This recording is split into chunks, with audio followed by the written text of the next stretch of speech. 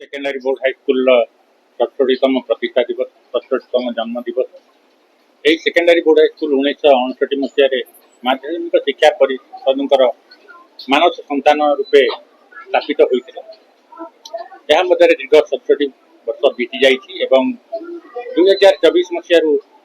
सरकार अधीन को जाइए। तथापि बोर्ड स्कूल जमती अतीत निरा थिला एवं से भली निरा स्कूल भाव पिला आकर्षित करुच्ची।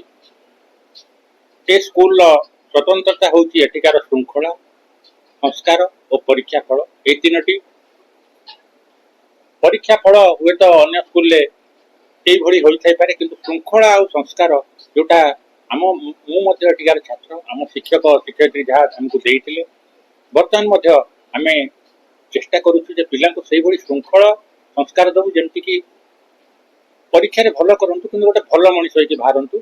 या भितर आम आहरी अनेक अनन्य परंपरा भी सृष्टि करूँ जमती कि पूर्ण उपस्थान हेले श्रेणी रे मारून कलर गोटे पताका क्लास आगे उड़ब और चॉकलेट दि 6 दिन जदि हम पूर्ण उपस्थान गोटे सप्ताह ताल नील पताका और मासे हेले सबुज या द्वारा आम देखीचु गत वर्ष विद्यालय छात्र छात्री दैनंदिन उपस्थान यथेष्ट वृद्धि पाई। प्रति श्रेणी रे 90% ऊर्ध्व प्रतिदिन रोचंती एवं 2-4 श्रेणी प्रतिदिन ऑल प्रेजेंट रोचंती। से भली भारतमाला प्रकल्प रे आमे सब सेक्शन गुडी को विभिन्न भारत राज्य नाम नामित करिचु एवं सेही सेक्शन पिला माने भारत सेही राज्यर कला संस्कृति वेशभूषा संबंध अधिक अध्ययन करुचंती एवं आज प्रतिष्ठा दिवस रे मध्य वर्तमान स्टेज उपरे तांको निज जो राज्य तांको दिया जाइछि से राज्यर कला संस्कृति प्रदर्शन करिवे। यार मुख्य उद्देश्य होछि जोटा कि आम महान भारत वर्षर मूल मंत्र विविधतार एकता या पिलांक भितर स्थापित करबा। सेही भली विद्यालय परिचालना कमिटी आमर प्राक्तन छात्र संसद प्राक्तन छात्र छात्री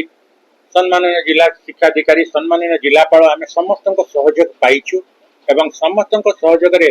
आम विद्यालय गत वर्ष मिशन मेरिट कार्यक्रम रे पिला छुट्टी पर शिक्षादान देइथुलु जहाँफल कि आमर 9टी A1 होइतिला